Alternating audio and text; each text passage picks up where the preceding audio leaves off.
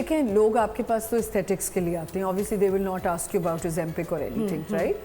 ये तो proper physician के पास जाएंगे।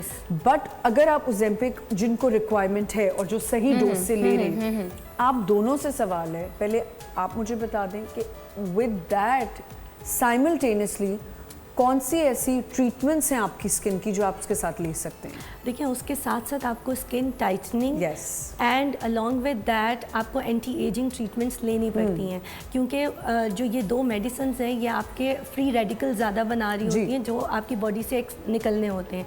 अब जब वो फ्री रेडिकल्स बनते हैं और आपका वेट लूज़ हो रहा होता है, फैट लूज़ हो रहा होता है कंटेंट, तो डेफिनेटली स्किन की सैगीनेस भी आ रही होती है। उस सैगीनेस को कवर करने के लिए we need multiple non invasive या invasive treatment depending upon requirement. ठीक है जी। मैं इसको थोड़ा सा ऐसे करती हूँ कि ये जो मेडिसिन है मोंजारो और ओजेम्पिक, ये एक्चुअली सीमाग्लूटाइड है। ये आपकी बॉडी में एक रिसेप्टर ऑन जो हमारी बॉडी में होता है। इतनी मुश्किल बातें तो मुझे समझ नहीं आएंगी, मैं बताती हूँ ना हमारी आवाम को समझ आएगी सीमा और ये। अच्छा, और मैं आसानी से बताती हूँ। एक वो रिसेप्टर जब हम खाना खाते हैं और जो भूख का फीलिंग खत्म हो जाती है ना, वो हर इंसान के पास अल्लाह ताला की तरफ से नेचुरली होता है। ये इंजेक्शन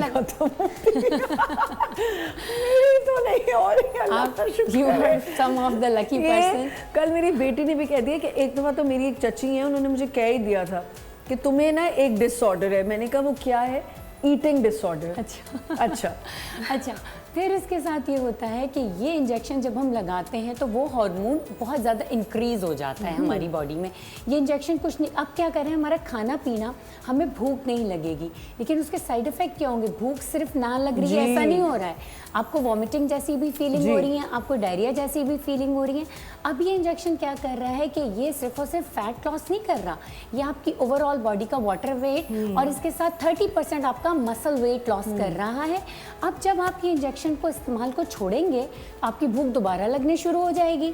ठीक है, अब जो वेट दोबारा आएगा ना, वो मसल नहीं आएगा, फैट आएगा स्किन के अंदर, फैट। इस इंजेक्शन को छोड़ने के बाद अगर आपने अपना सही ख्याल नहीं रखा तो आपका मसल वापस नहीं आना, आपको डबल फैट वापस आना है, इसको ख्याल रखना है। इसके साथ साथ ये इंजेक्शन हाई ओबीस पीपल के लिए रिकमेंडेड है। ये मॉडरेट ओबेसिटी के लिए भी मेरी नज़र में तो ये बिल्कुल रिकमेंडेड नहीं है, क्योंकि ये मॉडरेट ओबेसिटी में अगर हमने लगाया तो मॉडरेशन में फैट इतना नहीं होता, मसल भी होता है, मसल चला जाएगा, मसल लॉस होगा। तो वो जो आपकी बात है ना कि चेहरे लटके वो होंगे, क्योंकि फेस पे मसल होता है, फेस पे फैट बहुत कम होता है, फेस पे बेचारा मसल ही होता है, वही सबसे पहले चला जाएगा तो यू लुक क्रेजी। ना इसमें मैं ऐड ये करना चाहूंगी, फेस पे जहाँ फैट है ना वो एसेंशियल फैट है, बिल्कुल हैव एसेंशियल फैट, वो नीडेड है, मतलब actually we need face fat. तो हमारे लिगमेंट को कंट्रोल करता है, हमारी स्किन को फ्रेश रखता है, हमारे फीचर्स को बाय द टाइम जब हम एज कर रहे होते हैं तो उसे प्रोटेक्ट करता है। अब देखो